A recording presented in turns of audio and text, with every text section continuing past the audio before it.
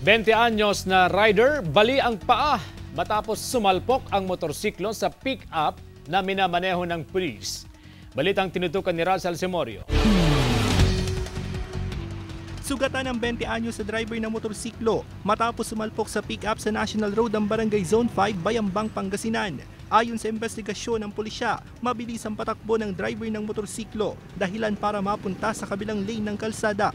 Sumalpok ang motorsiklo sa likurang bahagi ng pick-up na minamaneho ni SPO2 Jose Pedras III mula sa Bayambang Police. Doon parte mismo sa yung kurbada.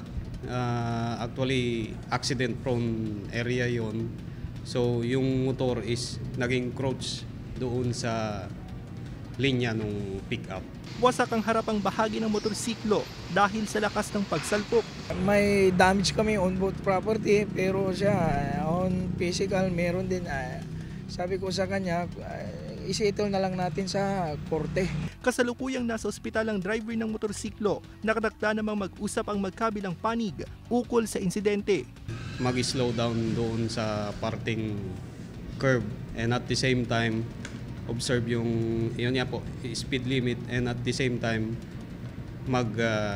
suot ng protective gears. Kasama si Henry Domencil, ako si Russell Simorio, naghahatid ng Balitang Amyanan.